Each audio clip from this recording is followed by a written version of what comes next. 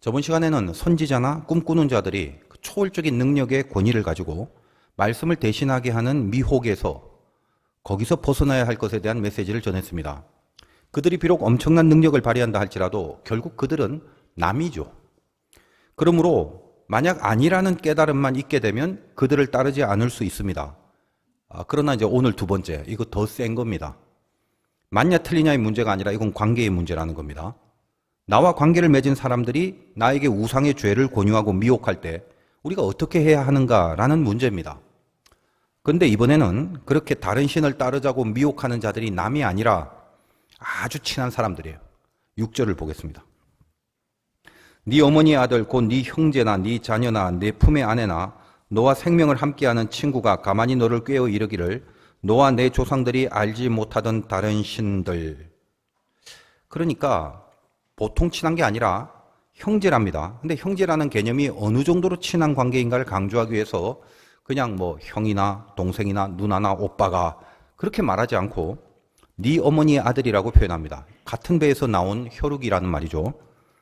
그리고 그것보다 더 센 거 뭐죠? 자녀입니다. 내 아들이나 딸들을 말합니다. 그리고 아내죠. 원수같이 여기는 아내가 아니라 네 품에 있는 아내, 즉 사랑하는 아내를 말합니다. 그리고 친구인데 그냥 친구가 아니라 너와 생명을 함께하는 친구라고 합니다. 목숨을 건져준 적이 있는 그런 정도로 대신해서 죽을 정도로 친한 친구를 말하는 겁니다. 그들이 다른 신을 섬기자 이렇게 얘기를 하는 거예요. 잠깐 번외의 내용입니다만 여기 친한 관계에 대하여 열거한 대상들 중에 부모가 없죠. 읽어보시면 나옵니다. 부모는 이런 유혹을 안 한다는 말인가요? 아니면 부모가 유혹을 할 때는 그냥 넘어가도 좋다는 말인가요? 둘 다 아니겠죠. 인간관계에 있어서 어쩌면 가장 밀접한 관계가 부모일 것인데 왜 부모에 대한 언급이 없을까? 제가 본문을 읽다가 의아해서 그렇게 묵상을 해본 겁니다. 뭐 그리 중요한 쟁점은 아닙니다만 지금 이 명령이 얼마나 이렇게 현실적이고 당장에 구체적으로 다가올 그런 문제인가를 지적하기 위해서 막연히 그저 친한 관계자들을 열거하는 그런 의도가 아니라 이제 진짜 이 현실 안에서 앞으로 금방 닥칠 그 현장에서 이런 유혹들이 접근해 오는 그 실제적 대상들을 그걸 분명히 언급하려는 취지입니다. 모세의 이 설교를 지금 듣고 있는 주류들이 출애굽 2세대들인데 그들의 부모는 1세대들이죠. 광야까지만이 그 부모의 한계였던 것을 우리가 알고 있지 않습니까? 그러므로 가나안에 들어가서부터는 영향을 주는 대상들이 부모는 아니라는 것입니다. 부모는 광야에서 끝났어요. 이제는 이 설교를 듣고 있는 너희들 이 세대들이 영적인 중심이 될 것인 바 그들에게 막중한 책임을 부여하는 그런 메시지가 되는 것입니다. 혹시 이제 이 본문에 여기 열거된 친한 대상 중에 뭐 아내도 있고 형제도 있고 자녀도 있는데 왜 부모가 없는지 거기에 대해서 저같이 혹시 궁금하신 분이 계셨다면 참고를 하시기 바라고, 또 혹시라도 부모를 공경하라는 계명이 있잖아요. 그 계명 지키기 위해서 부모님 말씀은 잘 들어야 한대. 부모가 우상을 권유하면 어쩔 수 없대. 그렇게 가시지 말라는 겁니다. 자, 오늘 본문의 내용을 이제 액면으로만 이해하면 참 힘들고 부담이 큽니다. 이토록 친한 관계를 맺고 있는 대상이 다른 신을 섬기자고 권유를 하면 그거 어떻게 해야 한다고 합니까? 야야 그거 잘못된 거다. 그쪽으로 가면 안 돼. 오빠 말 들어. 남편 말 들어. 아빠 말 들어. 친구 말 들어. 그렇게 끝내는 게 아닙니다. 8절에서 9절을 보겠습니다. 너는 그를 따르지 말며 듣지 말며 긍휼히 여기지 말며 애석히 여기지 말며 덮어 숨기지 말고 너는 용서 없이 그를 죽이되 죽일 때에 네가 먼저 그에게 손을 대고 후에 뭇 백성이 손을 대라. 이런 내용이니 그저 이 내용 자체로만 보면 이걸 누가 따를 수 있겠습니까? 다른 사람들이 혹시 돌을 들지 못할까 봐 야, 제 아들이고 뭐 제 남편이고 제 형제고 이런데 어떻게 할까? 그렇게 주저할까 봐 아예 본인이 먼저 손을 대고 나서 나도 이렇게 한다. 너희들이 안 할 이유가 없지 않냐? 빨리 처벌해라. 그렇게 하란 말입니다. 여러분 중에 이렇게 하실 수 있는 분이 계실까요? 이 내용을 그대로 적용한다면 예를 들어 봅시다. 아들이 신천지인데 아빠 신천지 이만희가 메시아래. 우리 가서 받들어서 섬기자. 그럼 어떻게 해야 하나요? 지금 이 말씀 액면 그대로 한다면 바로 용서 없이 죽여야 합니다. 죽일 때 돌로 쳐서 죽이랍니다. 그러니까 교인들 앞에 두고 아빠가 먼저 돌을 들어 친 다음에 자 다들 쳐 죽이세요. 그래야 한다는 말입니다. 그럴 수 있는 사람이 누가 있을까요? 그리고 혹시 정신 나가서 그렇게 한들 그걸 보고 누가 신앙이 좋다고 여기겠습니까? 그래서 우리가 오늘 이 본문의 메시지를 다루기 전에 이 구약의 율법에 대한 이해를 좀 하고 가야 합니다. 율법에 대한 이해, 이 내용이 상당히 방대한 담론이 될 수도 있겠지만 최대한 좀 핵심만 전하겠습니다. 중요한 메시지를 전달할 때는 늘 이제 마귀가 들어와서 졸게 합니다. 정신이 이렇게 딴 데로 날아가게 합니다. 긴장하시고 들으시기 바라고, 이거 재미가 없는 내용이에요. 구약 시대에는 율법이 기준입니다. 그래서 구약의 사람들은 율법을 그대로 준행해야 됩니다. 얼마나 힘들겠어요. 구약까지 안 가더라도 요즘의 유대인들이 모세 오경을 지키는 그 삶을 따라 살라고 해도 그 정도도 우리에겐 불가능한 차원일 것입니다. 그렇다면 그 율법이라는 게 오늘날 우리에게 주는 의미가 무엇인가 하는 점이에요. 어차피 못 지킬 거면 무슨 의미가 있겠습니까? 그러니까 뭐 그냥 다 무시하고 삽시다. 대한민국 민법과 형법만 지키고 살고 그러면 되잖아요. 그렇게 말하실 수도 있습니다. 우리가 율법의 시대가 아니라 이 복음의 시대를 살고 있다는 것도 이 시대가 주는 축복일 것입니다. 예수님이 이 땅에 오셔서 십자가를 지시고 죽으시고 부활하신 그 모든 사역이 우리로 하여금 율법에서 이렇게 복음으로 옮기신 축복이거든요. 그걸 은혜라고 합니다. 그러니까 우리가 믿는 예수님이 뭘 하신 건가요? 하나님께 나아갈 수 없는 우리들을 하나님께 담대히 나아가게 만들어 버리신 겁니다. 그럼 왜 우리가 하나님께 나아가지 못합니까? 의롭지 않아서 그런 거거든요. 왜 의롭지 않은 건가요? 율법을 지킬 수가 없는 죄인들의 수준이기 때문입니다. 우리가 하나님이 주시는 율법을 100% 퍼펙트하게 지킬 수 있어야 의인이 되는 건데, 그럴 수 없는 우리를 위해서 주님이 내가 그걸 못 지켜서 죽을 수밖에 없는 그런 존재인데 나를 대신해서 죽어버리신 겁니다. 우리를 살리려고 우리를 대신해서 죽으신 거다라는 말이에요. 그 사실을 믿는 사람이 있고 안 믿는 사람이 있습니다.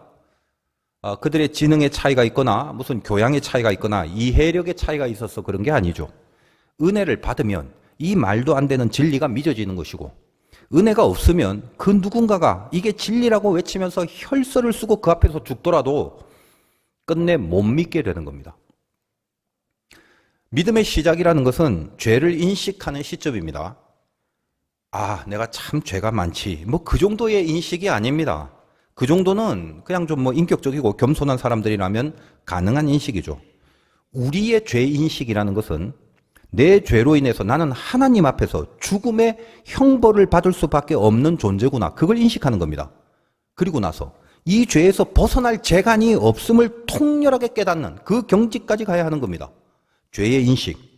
그것도 무슨 이 나라 법률, 도덕, 윤리 그런 죄가 아니라 정확하게 하나님 앞에서 죽어 마땅한 죄, 바로 그 죄 인식, 거기가 은혜와 구원의 시발점입니다. 여기서 구원을 받을 수 있는 방법이 나에게는 없다, 이 각성이 일어나고, 그래서 드디어 예수 그리스도의 대신하는 그 죽음 말고는 그 어느 것도 기대할 수 없는 유일하고 절대적인 그 십자가에 대한 니드가, 그게 생겨지는 것, 거기에 구원이 놓여지는 것입니다. 그러니 이 구원의 가장 첫 시작이 뭐라고 했나요? 죄인식이라고 했습니다. 이 죄에 대한 인식이 없으면 우리는 구원을 받지 못한 겁니다. 그러므로 율법이라는 것은 너무도 중요한 기능이 있는데, 그게 뭐냐? 그 율법으로 인하여 내가 죽어 마땅한 죄인임을 인식하게 해주는 그 기능입니다. 이 부분에 대해서 바울이 로마서를 비롯한 많은 서신에서 이미 수없이 피력한 내용들이 있음을 아실 겁니다. 이런 가장 중요한 핵심적 복음에 대한 이야기는 제가 전할 때마다 느끼는 거지만, 듣는 여러분의 입장에서는 두 가지예요. 늘 졸립거나 아니면 가슴이 뜨거워지거나, 이 둘 중에 하나일 것입니다. 바울은 갈라디아서 3장 24절에 이같이 율법이 우리를 그리스도께로 인도하는 초등교사가 되어라고 합니다. 율법이 뭐라고요? 그리스도께로 인도하는 초등교사. 예전 성경은 이 초등교사를 몽학선생이라고 표현했습니다. 여러분에게는 몽학선생이 더 익숙하시죠?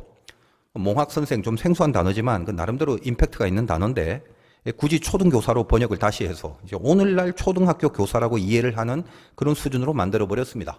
이 몽학선생이라는 헬라어 파이다고고스는 이 아이가 실제로 정식으로 학교에 가기 전까지 그를 지도했던 가정교사를 말합니다. 그러니까 율법이라는 것은 그 기능이 몽학선생, 즉 그리스도에게 정식으로 가게 하는 역할을 한다는 말입니다.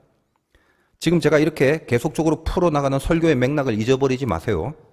오늘 신명기 본문에 아무리 가까운 혈육이라도 다른 신을 섬기라고 유혹을 하면 가차없이 죽이라는 그 율법이 그 액면 내용 그대로 구약의 시대처럼 오늘날도 액면 그대로 지켜야 한다는 것은 아니다라는 걸 지금 설명하려는 것입니다. 또 제가 이렇게 말하면 우려되는 것이 아유 거봐 늘 그 구약의 그 철저한 계명들은 결국은 뭐 그대로 안 지켜도 되는 거래 별거 아니래 또 혹시 그렇게 가실까 봐 또 우려가 됩니다. 그런 의미도 아닙니다. 그래서 이 부분에 대한 이해를 위해서 우리가 마태복음 5장 17절로 가겠는데 찾기 쉬우니까 그건 찾아보도록 하겠습니다. 마태복음 5장 17절입니다. 17절 18절 두 절입니다. 내가 율법이나 선지자를 폐하러 온 줄로 생각하지 말라. 폐하러 온 것이 아니요 완전하게 하려 함이라. 진실로 너에게 이르노니 천지가 없어지기 전에는 율법의 1.1핵도 결코 없어지지 아니하고 다 이루리라. 주님이 율법을 폐하러 온 게 아니라고 합니다. 다시 말해 이 말은 안 지켜도 된다는 말을 하는 게 아니랍니다. 오히려 1.1핵이라도 없어지지 않는답니다. 왜 이런 말씀을 하시는 건가요? 예수님의 의도는 분명히 있습니다. 그 다음 20절입니다. 밑에 내가 너희에게 이르노니 너희 의가 서기관과 바리새인보다 더 낫지 못하면 결코 천국에 들어가지 못하리라. 지금 천국에 들어가는 이 엄청난 중요한 문제를 놓고 너희의 의가 서기관이나 바리새인보다 더 낫지 못하면 천국에 못 들어간다라는 말씀을 하시려는 겁니다. 그렇다면 서기관이나 바리새인의 의가 도대체 어느 정도였나요? 21절을 보겠습니다. 옛 사람에게 말한 바 살인하지 말라. 누구든지 살인하면 심판을 받게 되리라 하였다는 것을 너희가 들었으나 이거 율법이죠. 살인하지 말라. 바리새인이 율법을 잘 지키기로 유명합니다. 그래서 저들은 스스로 저들이 율법을 잘 지키고 있다고 떠들고 다녔던 사람들이죠. 정말 잘 지킨 건 틀림없습니다. 그래서 살인하지 말라는 율법을 잘 지키고 살았다는 겁니다. 그러나 주님이 말씀하시는 건 그 정도로 안 된다는 말씀이죠. 22절의 내용이 뭡니까? 나는 너에게 이른다. 형제에게 노하는 자마다 심판을 받고 형제를 대하여 나가라 하는 자는 공회에 잡혀가게 되고 미련한 놈이라 하는 자는 지옥불에 들어가게 되리라. 정말 사람을 죽이는 살인의 행위를 안 하더라도 노하거나 바보라고 욕하거나 이 나가는 바보란 말이에요. 미련한 놈이라고 욕을 하면 지옥불에 들어간다. 이런 말씀을 하시는 겁니다. 그런 식으로 이후 전개되는 마태복음의 내용은 바리새인이 지키고 있는 그 율법의 내용을 넘어서 거의 인간계의 인생이 아니라 신계의 인생을 살아야 한다는 그런 말씀을 주십니다. 마음으로 음욕만 품어도 이거 간음이에요. 한쪽 눈이 두 눈도 아닙니다. 한쪽 눈이 뭐 이상한 거 보면 그냥 눈알을 빼버리는 게 낫다고 하시고 오른손이 범죄하면 찍어버리라고. 주님이 전하시는 이 정도의 기준을 지켜야 한다면 저나 여러분 우리는 지금 아마 머리 하나만 남아있는 오체불만족의 사람들로 여기 그냥 다 머리하고 몸뚱이만 의자 이렇게 기대두고 있어야 될 형국입니다. 저도 여기서 휠체어 높은 거 하나 두고 여기 앉아갖고 입으로만 설교를 해야 되겠죠. 이런 마태복음의 메시지, 그 주제가 뭐죠? 너희들은 율법을 지킬 수 있는 수준이 아니다라는 걸 가르쳐 주는 것입니다. 물론 예수님이 말하는 그 정도까지 지향을 하고 그쪽을 향해 최선을 다해야 되겠지만 결론이 뭐냐면 이거는 인간계에서 이루어질 수 있는 게 아니죠. 너희는 율법을 지킬 수 있는 수준이 아니다. 바리새인이나 서기관들은 지들이 율법을 잘 지키는 것으로 의롭다라고 생각할 수 있을지 모르겠지만 그 율법이라는 건 지킬 수 없을 뿐만 아니라 그 율법 정도만으로도 결단코 천국에는 못 들어가는 것이다. 그렇다면 그 율법을 지키는 의로움보다 더 나은 의가 있어야 너희들이 천국에 갈 건데 그 의가 뭐냐? 그것이 예수 그리스도를 믿는 믿음으로 인하여 너희가 죽을 수밖에 없고 죽어야 될 죄를 용서받고 네 죄를 위하여 대신 죽으신 그 십자가를 믿는 믿음으로, 즉 복음이죠. 복음을 통하여 의가 이루어진다라는 말씀을 하시는 겁니다. 그 복음이 율법의 의보다 더 나은 의로움이고 그 복음이 율법을 폐하는 게 아니라 완성하는 경지라는 말씀입니다. 그러므로 율법으로는 결단코 못 들어갈 그 천국은 우리가 어떻게 가는 건가요? 예수로 인하여 가게 되는 겁니다. 그것이 구원입니다. 다 아신다고요? 그런 설교 많이 들어보셨다고요? 줄곧 그런 설교를 들어왔다고요?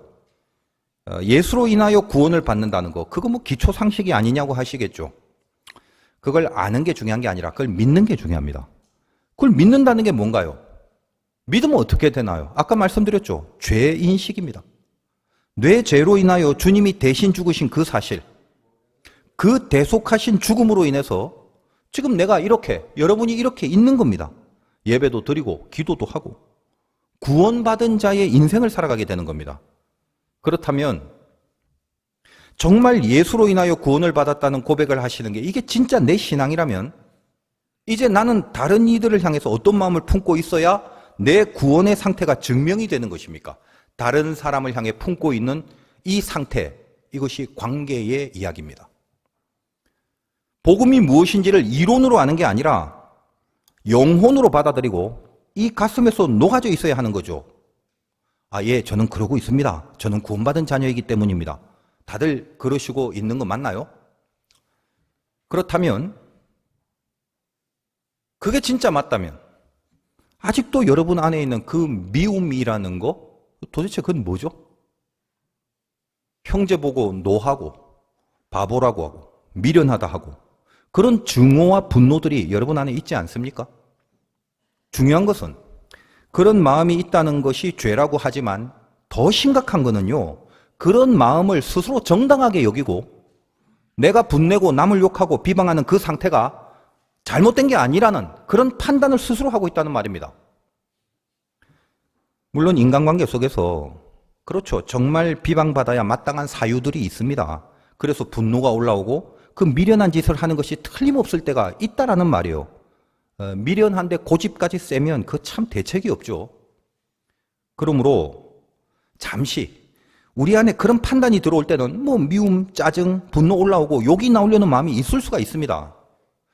무조건 내가 남을 미워하는 건 무조건 내 잘못이다. 내가 모자라서만 그렇다. 그런 식으로만 지금 매도하려는 게 아니에요. 우리가 뭐 성인군자들도 아니고 몽둥이로 때려도 그거 맞으면서 웃고 헬렐레 하고 그렇게 살아야 한다는 것은 아닙니다. 지적도 필요하고 필요할 때가 있고 뭐 그러다 보면 갈등이 일어나기도 하고 시시비비를 다투기도 하고 그런 쟁론들은 있을 수 있다는 거예요. 그러나 제일 중요한 건 모든 관계의 밑바닥에 나 자신에 대한 분명한 자기 인식을 잊어버리면 안 된다는 말입니다. 어떤 쟁론과 다툼과 비방이 있는 그런 어떤 현실과 현장이 잠깐 우리들에게 있을 수 있어도 그 밑바닥에 분명한 자기 인식, 모든 관계를 맺음에 있어서 내가 누군가라는 자기 인식, 이거 잊어버리면 안 된다는 거예요. 여러분, 말씀이 주어진 자들이 하나님의 자녀 아닙니까? 하나님이 자녀가 아니면 말씀을 안 줘요. 말씀은 방향입니다. 나침판과 같아요. 그래서 잠시 흔들리면 바늘이 뭐 이리저리 움직이고 방향 못 잡을 수 있습니다. 그러다가 결국은 뭐죠? 다시 방향을 잡거든요. 조금 흔들리다가도 결국은 끝까지 흔들리면 안 되는 겁니다. 나중에 방향 다시 잡고 북쪽이 어딘지를 분명히 향하고 있어야 한다는 말입니다. 그러니까 다시 내가 누군지로 결국은 돌아올 수 있어야 한다는 말이죠. 빨리 돌아올수록 성능 좋은 나침판이죠. 만약에 끝까지 흔들거리기만 하고 방향 못 잡으면 그거 고장난 겁니다. 그 사람이 틀린 거, 그 사람이 잘못한 거 맞습니다. 잘못한 게 맞는 경우도 많아요. 비방하고 지적하고 그럴 수 있습니다. 그러나 그 사람이 옳은데 내가 잘못했다는 게 아니라 내가 누군지를 늘 가슴에 세팅을 하고 다시 내 자신에게 돌아올 수 있어야 한다는 말이에요. 그런 마음이 있을 때 드디어 이불 속에 누울 때쯤 아련하게 성령이 우리에게 주시는 말씀을 듣게 됩니다. 내가 누구였던가? 내 죄를 생각하면 어디서 누구를 지적할 위치가 아닌데 오늘 내가 너무했네. 내가 왜 고집을 부렸던가? 왜가 내 성질을 참아내지 못하고 분노를 했던가? 비방을 하고 마음속에 미련한 자라는 그런 마음을 살 의의를 품었던가? 주님 용서하시고 긍휼히 여기는 마음을 주옵소서. 그렇게 자기를 다시 한번 다독이고 다듬으면서 그 사람을 향한 자비를 다시 품으려고 하는 그런 은혜의 시간을 가지게 된다는 것입니다. 우리가 우리의 죄를 사해 준 것 같이 우리 죄를 사하여 주옵시고, 우리가 늘 기도하는 주기도문이잖아요. 예수 믿는 사람들이 사람을 대할 때 가장 중요한 기준은 그래서 세상 사람들과 다릅니다. 우리는 그 사람을 보고 결정하고 판단하는 게 아닙니다. 그 사람 변하지 않습니다. 내가 변하는 것밖에 없습니다. 상대방 눈에 가시가 있지만 내 눈에는 들보가 있구나. 늘 그걸 잊지 않는 겁니다. 그리고 더 나아가서는 내 눈의 들보가 상대방의 가시보다 더 크기 때문에 나는 남을 비판할 자격이 안 된다라는 거, 그것만이 아닙니다. 그렇게 비교하는 게 아니라 혹여 반대로 내 눈엔 가시뿐인데 상대방은 진짜 들보가 들어가 있는 경우도 많습니다. 그럴 때라도 나는 내 눈에 가시를 괴로워할 줄 아는 심령으로 하나님 앞에 서 있어야 한다는 것입니다. 그걸 신앙이라고 하는 거예요. 그런 심령이 있는 자들이 예수로 인하여 구원을 받은 자들의 참된 모습입니다. 언제부턴가 저는 죽음을 좀 생각합니다. 죽음을 준비해야 한다는 겁니다. 이 중에 안 죽을 사람 있어요? 그리고 얼마 안 남았어요. 남은 시간, 이 얼마 안 남은 시간, 사랑하며 살기도 모자랄 판에, 감사하며 살기도 모자랄 판에, 언제까지 미움과 증오와 분노 속에 안달보달하고 사실 겁니까? 미워해서 남는 게 뭐예요? 내가 미워하면 상대방이 가다가 넘어져서 다리라도 부러진답니까? 그렇게 한들 여러분에게 뭐가 남아요? 아유, 고사고 쌤통이다. 그런 쾌감이 남게 되나요? 그런 쾌감 가지고 죽으면 그거 갖고 하늘나라 갑니까? 사랑하면 하나님의 기억 속에 남게 되지만 미워하면 마귀의 기억 속에 남게 되는 겁니다. 얼마 남지 않은 인생인데 사랑하고 감사하면서 살다가 가는 게 그게 믿음의 인생이 아니겠습니까? 관계라는 것은 하나님과의 관계가 우선이고 그 관계가 이루어져야 그 다음에 인간과의 관계가 형성되는 겁니다. 십계명은 그걸 말해주고 있는 것입니다. 처음 하나님의 관계, 그 다음에 이웃과의 관계죠. 일단 하나님과의 관계를 맺어야 그 다음에 사람과의 관계가 맺어질 수 있다는 메시지가 있는 것입니다. 하나님과 관계하지 않은 채 사람과의 관계를 아무리 진하게 맺은들 그 관계는 결국 타락의 관계가 될 뿐입니다. 여러분 숱하게 경험하지 않았습니까? 하나님과 관계 맺지 않는 나 자신, 그리고 하나님과 관계 맺지 않은 그 누군가를 우리끼리 맺은 관계로 인하여 히히닥거리고 좋아라 하고 기뻐하고 들뜨다가 나중에 결국 어디로 가냐면 하나님과 멀어지는 패망의 자리로 다 가버렸잖아요. 마태복음에서 주님이 참 냉정한 말씀을 하십니다. 마태복음 10장 34절 이후 제가 읽어드립니다. 내가 세상에 화평을 주러 온 줄로 생각하지 마라. 화평이 아니오 검을 주러 왔노라. 내가 온 것은 사람이 그 아버지와 딸이 어머니와 며느리와 시어머니가 불화하게 하려 함이니 사람의 원수가 자기 집안 식구니라. 아버지나 어머니를 나보다 더 사랑하는 자는 내게 합당하지 아니하고 아들이나 딸을 나보다 더 사랑하는 자도 내게 합당하지 아니하며 또 자기 십자가를 지고 나를 따르지 않는 자도 내게 합당하지 아니하니라. 심하죠. 여기 화평을 주러 온 것이 아닙니다. 우리 맨날 샬롬 인사라고 하는데 이 화평을 주러 온 게 아니라 칼을 주러 왔다고 합니다. 아우, 주님 참 너무하시네. 안 그래도 요즘 가족들 관계가 안 좋은데 불난데 부채질 하시려나 칼까지 주시네. 주님을 사랑하기 위해서 가족을 다 버리라는 말씀이시네. 혹시 단순하게 그렇게 여기시는 분들이 있을지도 모르겠습니다. 전혀 그런 뜻이 아니죠.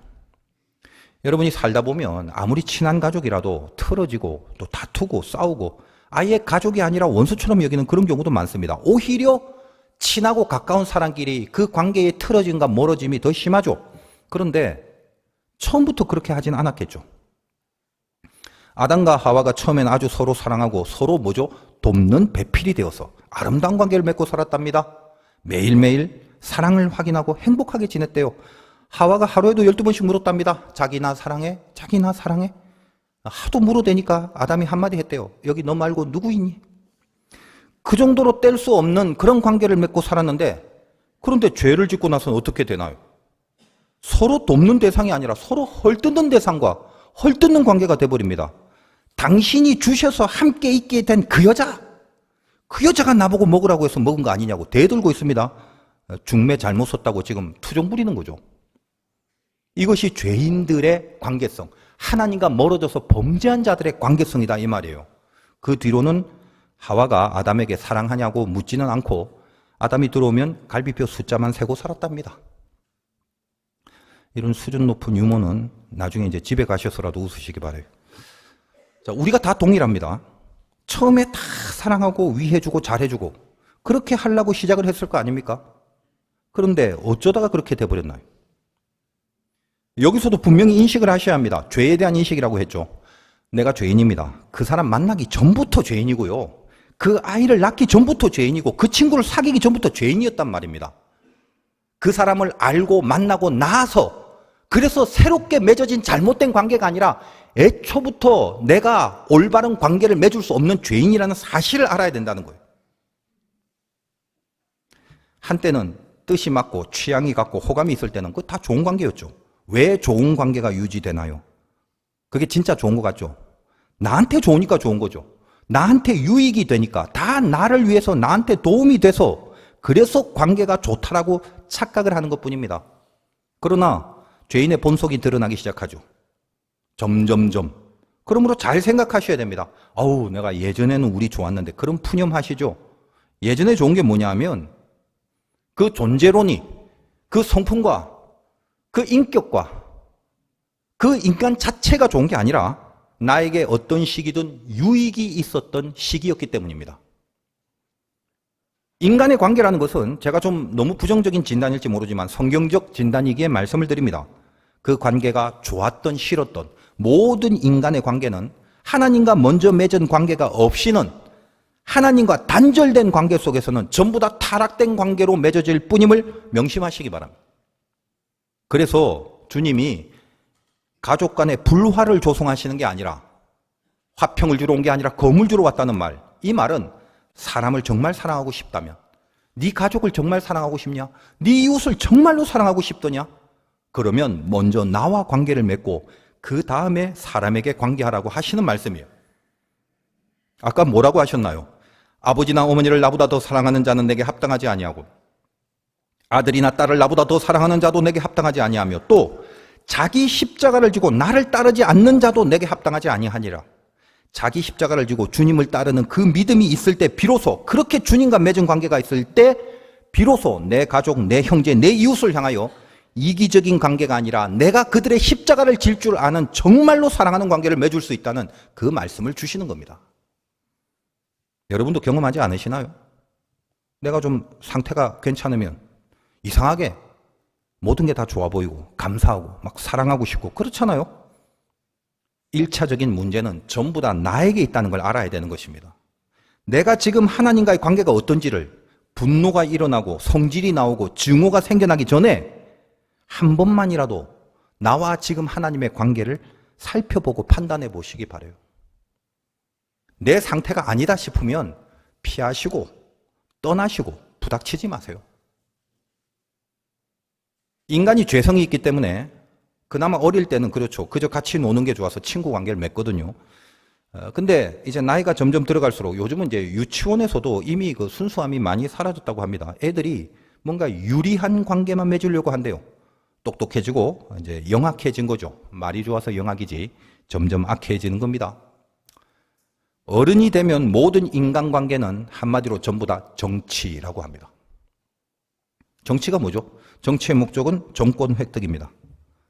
나에게 유리하고 나에게 이익이 되고, 그리고 내가 당선이 되기 위해서 관계를 맺습니다. 제가 우리 교회 부임하고 나서 우리 교단에 연회에 기타 등등 그 감독들을 많이 봅니다. 우리 교회에 표가 많다 보니까 선거운동을 해야 되겠죠. 그래서 어쩔 수 없이 후보 시절에 이렇게 대면을 하게 되는 경우가 많았습니다. 임 목사님, 저에게 기도해 주세요. 감리교를 바로 세우기 위해서 최선을 다하겠습니다. 도와주세요. 그런 인사들 합니다. 그리고 계속 문자, 카톡 오고 아주 오래된 친구 같습니다. 그 얼굴 표정들이 참 간절하고 진지하고 저를 무슨 이렇게 막 상관처럼 대하고 오래전부터 깊이 알고 지낸 사이같이 다가옵니다. 제 경험상 이제껏 단 한 번도 예외가 없었는데 그런 분들이 감독되고 나서 저와 정면으로 만났음에도 인사 한 번 안 하고 동네 아저씨 보듯 합니다. 제가 누군지 모른다는 표정입니다. 그런 사람이 있나요? 그런 사람이 대표적으로 누군가 하면 이름을 말하고 싶은 충동이 듭니다만 제가 그렇게 속이 좁은 사람이 아닙니다. 이해합니다. 다 그런 거 아니겠습니까? 애초에 기대도 안 했고 막 그냥 열심히 살아가는 사람들이라고 생각을 합니다. 오늘 본문의 메시지는 그냥 액면 그대로 적용을 하실 필요는 없어요. 지금이 구약의 율법 시대도 아니고 그 당시처럼 가장 영적인 위기감을 느끼는 그런 현실도 아닙니다. 그러므로 아무리 친한 관계를 할지라도 그 관계 때문에 하나님의 말씀이 사라지거나 이 말씀을 제껴버리는 죄를 짓지 말라는 단호한 주님의 메시지로 여기시면 됩니다. 그렇다면 저들에게 어떻게 처신을 해야 할지, 그것은 말씀드린 것처럼 신자라는 것이 원래 신자란 인간의 관계를 어떻게 하는지에 대한 아까 말씀드린 그 총론에 입각해서 결정하고 판단하시면 될 것입니다. 여러분, 안식일을 어기면 죽이라는 율법이 있지만 오늘도 이런 자들을 죽이라는 율법이잖아요. 그러나 주님은 그 안식일의 총론을 알고 계셨기 때문에 오히려 안식일의 병을 고치는 일을 하십니다. 뿌리가 되는 정신을 잡는 게 중요한 거죠. 돌로 쳐서 죽이라는 행위를 적용하는 게 아니라 그런 관계를 맺은 자들이 그런 유혹을 하고 그런 권유를 할 때 관계 때문에 이 말씀을 제껴버리거나 이 관계를 말씀 대신에 올려놓는, 그렇게 하지 말라는 단호한 메시지를 주시는 거죠. 제가 어떤 영화인지 드라마인지 잠시 스쳐간 장면 봤는데 어떤 범죄자를, 분명한 범죄자인데 명확한 범죄인인데 한 경찰이 계속 봐주고 안 잡고 일부러 막 놔주고 그럽니다. 신입 경찰이 그런 걸 보면서 이렇게 맨날 놓아주는 경찰에게 참다 못해 대드는 거예요. 왜 그렇게 다 놓치고 왜 의도적으로 풀어주고 그러냐고 막 급기야 씩씩거리면서 다구치니까 이 범죄자를 풀어준 경찰이 한마디 합니다. 내 친구다. 이게 참 어려운 거예요. 이 사회가 다 그렇습니다. 여러분, 세상이야. 뭐 세상이니까 다 그렇다 칩시다. 중요한 건 하나님을 믿고 따른다는 교회, 교계, 교단에서도 마찬가지라는 사실이죠. 잘못인 줄 모르지 않습니다. 그런데 뭐요? 관계가 있는 겁니다.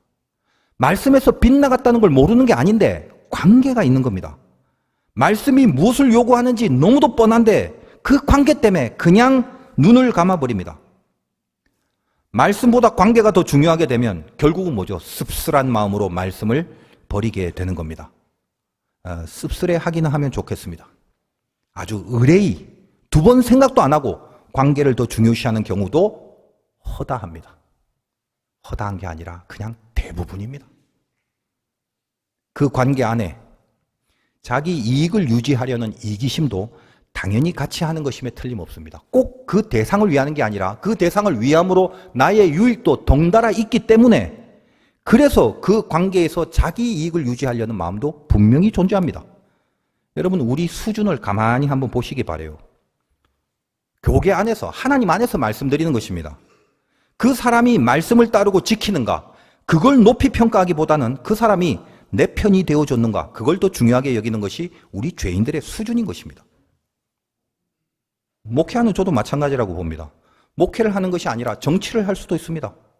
진리를 선포하고 진리 편에 서는가, 그것이 중요한 게 아니라 내 편을 만드느냐, 그것에 집중하기 시작하면서 목회는 타락을 합니다. 내 편 만드는 거, 그거 제일 쉽죠. 설렁탕 한 그릇 사주면 됩니다. 봉투에 돈 좀 넣어주면 됩니다. 악이냐 선이냐 그게 중요한 게 아니라 서로 윈윈 하자. 그렇게 편먹기 하는 겁니다. 그러면 그 편에 있기 때문에 더 이상 시시비비는 의미가 없게 됩니다. 그 편이 중요한 것입니다. 여러분, 정치인 선출할 때 사람 안 보죠? 빨간색이냐 파란색이냐 그거 봅니다. 세상은 그럴 수 있다 칩시다. 그런데 왜 교단과 교계에서 하나님 안에서 살아간다는 자들이 갑자기 무슨 학교가 어딘지를 그렇게 따지는 건가요? 그러니까 학교 다닐 때 공부도 제대로 안 했던 사람들이 선거 때만 되면 갑자기 출신 학교를 목숨처럼 중요시합니다. 우리는 예수 믿는 사람들인데 좀 이렇게 세상과 좀 구별될 수 없을까요? 좀 다를 수 없을까요? 제 생각에는 아마 안 바뀔 겁니다. 그래서 결국은 성숙하지 못할 겁니다. 주님의 은혜와 자비만을 소망하게 됩니다. 제 설교를 고스란히 표절하는 어떤 목사님이 있었어요. 교단은 다른 그런 목사님인데 제가 아주 오래전부터 알아왔던 후배 목사고 정말 다방면에 재능이 많고 열심히 있어서 제가 참 좋아하고 인정한 그런 목사입니다. 그 사모도 제가 너무 잘 알고 친했던 가정이에요. 그런데 표절의 내용들을 제가 알게 된 이후에 마음이 너무 무거운 겁니다. 거의 복사를 하듯이 우리 교육자들이나 몇몇 분들은 알지만은 그냥 복사죠. 모든 설교를 예화까지 그대로 전하는 모습을 알게 된 후에 저를 많이 닮으려고 했다는 건 알지만 이거 정도가 너무 심한 것이기 때문에 마음이 얼마나 무거웠는지 모릅니다. 상당히 오랜 기간 동안 그냥 모른 척할까? 관계를 위해서는 그냥 모른 척하는 것이 순탄할 것 같은데 또 설교를 하는 게 뭔 음악이 아니니까 저작권도 없고 누가 표절을 한들 제 설교를 누가 표절한들 무슨 금전적 손해를 보거나 불이익을 당할 건 없는데, 근데 요즘 매체나 알고리즘을 통해서 이건 들킬 공산이 농후한데도 그냥 그렇게 들키면 지가 잘못한 거지 내가 뭐라고 할 필요가 있겠는가, 그런 마음이 들기도 했습니다. 참 잘 봐왔던 친구인데 적지 않은 실망을 하게 되었고, 이후에 어떻게 할까 정말 많이 고민을 했어요. 관계만 생각하자면 그냥 막 모른 척하는 게 좋을 건데 진지하게 기도를 했습니다. 기도 중에 내가 정말 그 친구를 위해서 해야 하는 거, 내가 정말 이 친구를 원한다면, 정말 이 친구를 진심으로 위한다면 무엇을 해야 되는지 그걸 결정하게 됐습니다. 그래서 장문의 글을 보냈어요. 정말 너를 위해서 기도하는 마음으로 보낸다. 나단 선지자의 지적이 되어주길 바라고 하나님 앞에서 오히려 다시 한번 굳건히 세워지길 진심으로 바란다고 하면서 그렇게 하지 말라는 이 내용의 긴 글을 문자로 보냈습니다. 그런데 마음이 너무 불편합니다. 보내는 순간에도 갈등이 있었어요. 그냥 하나님이 알아서 그냥 그렇게 하시게 내버려 둘까? 그런 생각이 들었습니다만 명백한 죄를 저지르고 있는 것을, 내가 정말 그 가정을 위한 진심이 있다면, 그리고 그들과 내가 진짜 하나님 안에서 올바른 관계로 다시 맺어지기 위해서는 지금 잘못된 관계를 그대로 내버려 두는 것보다는 여기에 선포되고 여기서 방향을 틀어주는 하나님의 말씀이 더 중요하다는 것, 그 결정을 했습니다. 사실 지금도 마음 한구석이 그 친구를 생각하면 이렇게 좀 아립니다. 그러나 믿는 것은 다시 하나님 앞에서 올곧게 세워질 기회를 하나님이 주신 것이라는 그 확신은 분명했습니다. 글쎄 또 이 설교를 또 듣고 있을지 모르겠습니다만 제 진심을 다시 한번 전합니다. 용기가 필요합니다. 잘못인 줄 알면서 그 관계 때문에 말씀을 제껴버린다면 그 관계는 겉으로는 좋아 보일지 몰라도, 무탈해 보일지 몰라도, 아무 일 없는 것처럼 보일지 몰라도 그 관계는 타락된 관계가 될 뿐이고 하나님과의 관계는 멀어질 수밖에 없는 겁니다. 그러면 그 결국은 저주일 뿐이죠. 잘못임을 알면서도 관계를 더 우선하는 거, 이것도 참 힘든 문제지만 오늘 이 혈육과도 같은 이 관계성은 사실 훨씬 더 무서운 내용을 포함하고 있습니다. 오늘 본문에 열거된 친한 관계들, 이들은 보십시오. 자녀, 친구, 아내, 형제, 즉시 제거해 버리기는 굉장히 힘든 관계들이죠. 그러나 즉시 제거해 버리기에 가장 힘든 더 궁극의 이유가 뭘까? 가까운 사이라서도 어렵지만 더 어려운 이유는 저들이 나쁘다고 여기는 것을 강제로 요구하는 게 아니라는 사실입니다. 독을 먹이려고, 그래서 죽이려고 그렇게 요구하는 게 아닙니다. 내가 너를 얼마나 위하고 내가 너하고 얼마나 친한데 나는 너를 위하는 진심이 있다. 고로 나는 지금 이게 너무 좋은데 내가 좋다고 여기는 그걸 같이 하자는 거 아니더냐, 그겁니다. 그렇죠. 예를 들면 이단에 가자, 이렇게 끌려가는 그 사람들, 그리고 그렇게 오라고 이끄는 가족들, 그 가족들의 마음이 어때요? 이단에 들어오면 여긴 잘못된 곳이니까 네가 들어와서 죽어봐라, 그런 마음으로 끌어들이지 않습니다. 거기가 진짜 좋은 데라고 믿고 있기 때문에 같이 가자는 거죠. 그래서 무서운 거예요. 나를 위하는 마음이 있다는 것을 알기 때문에 더더욱 어려워지는 겁니다. 나를 위하는 그 마음, 나에게는 상대방이 나를 위하는 마음이 있다는 그 마음, 그것이 중요한가요? 아니면 그 가까운 사람이 정말 좋은 것을 모르는 그 착각을 하고 있다는 사실을 깨닫게 해주는 게 좋은 걸까요? 정말 그 사람을 위한다면 어떻게 해야 되겠으며, 정말 그 사람을 위한다는 것이 무엇이겠습니까? 제가 여러 번 말씀을 드린 내용이라서 또 말씀드리기가 좀 그렇습니다만 어쩌겠어요. 제가 설교를 하니까 제 경험이 반영될 수밖에 없죠. 제가 이단에 빠진 제 친구 이야기를 한 적이 있습니다. 아무리 설득을 해도 듣지 않아서 오랜 기간 동안 연락을 하고 살지 못했습니다. 아예 이단에서 사역을 할 정도로 이미 돌이킬 수 없는 위치에까지 가게 된 친구였습니다. 제가 가장 어려울 때 신학교를 졸업하고 처음으로 제가 일을 해서 첫 받은 월급이 60만 원이었습니다. 교회에서 일을 한 게 아니라 사회에서 일을 했습니다. 저는 첫 봉급 60만 원, 너무 감격스럽죠. 월급을 받은 바로 그날인가 바로 그 다음 날인가 정말 오랜만에 뜬금없이 이 친구가 갑자기 연락을 해서 나한테 미안하다면서 돈을 좀 빌려달라고 합니다. 이거 오죽했으면 나한테 지금 이러나 싶어서 그냥 뜬금없이 당황했지만 얼마나 필요하냐 물었더니 60만 원이라고 합니다. 제가 정말 속으로 너무 어이가 없는 거예요. 50이면 50이고 100이면 100이지 60은 뭔가요? 종로 5가에서 서대문까지 걸었습니다. 이거 어떻게 해야 하나? 두 가지 마음입니다. 이 설교도 이 친구 듣고 있을 것입니다. 이단에 들어가더니 너 좀 고생 좀 해봐야 돼.